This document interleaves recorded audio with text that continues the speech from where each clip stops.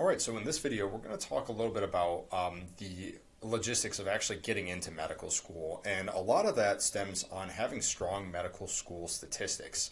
So when I say medical school statistics, I'm referring to a strong GPA, particularly science GPA, as well as a strong MCAT score.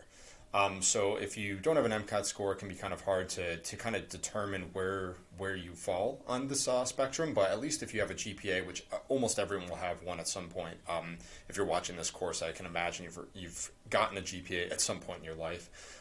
You can kind of see where you fall along the spectrum of things. So there's some important statistics here that I wanted to show you. So not to mention, so if you look at the 2021 data, that was a record high of 62,000 applicants, and only 22,000 were actually accepted into medical school. So it's a pretty low percentage of 36.3%. So it looks like the percentage has gotten a little bit better for 2022, so that the 2021 cycle could have just been an outlier data. But what we are seeing is a uptrend in the MCAT. So you'll see that the average MCAT for an applicant in 2023 was 506.5, but the average accepted was almost a 512. So that's pretty substantial, 512, and we'll cover this more in the MCAT video, but that actually translates to the 88th percentile for the MCAT, which is very hard to get. For me personally, when I was taking the MCAT, I got a 510.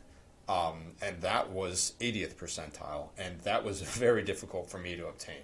Some people will fare better on the MCAT. I think it's more of a reading comprehension based test, but I'm not super great with reading. So the faster you read, the faster you can get through questions, and the less stressed you are when it comes to time. So being a slow reader definitely hurts you a little bit when it comes to the MCAT, but it still is a challenging test nonetheless.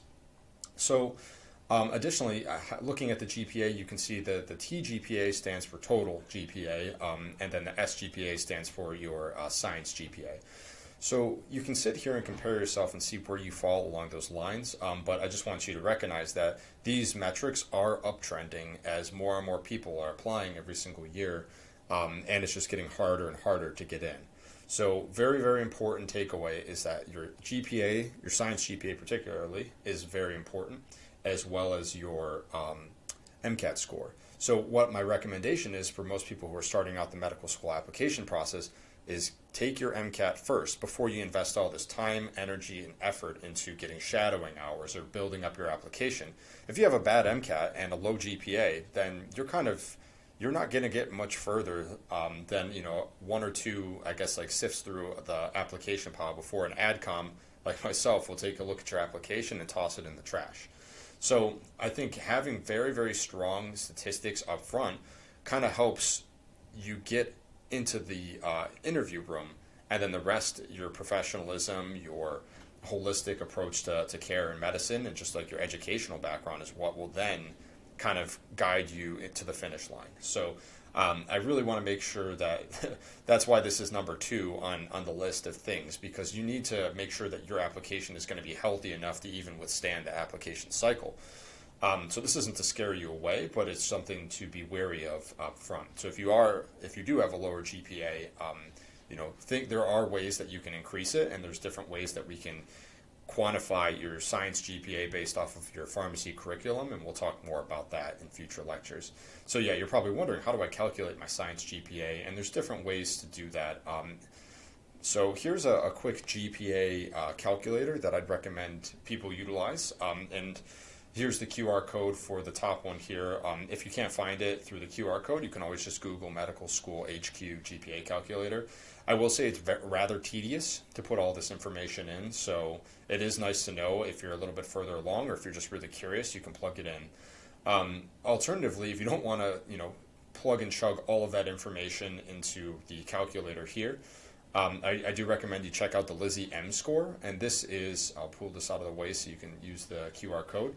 The Lizzie M score is something that was created by, I believe it was a former student associated with the Student Doctor Network, and it just takes like group data and quantifies what your chances are of getting into medical school based off of historical data and based off of like an MCAT and your GPA.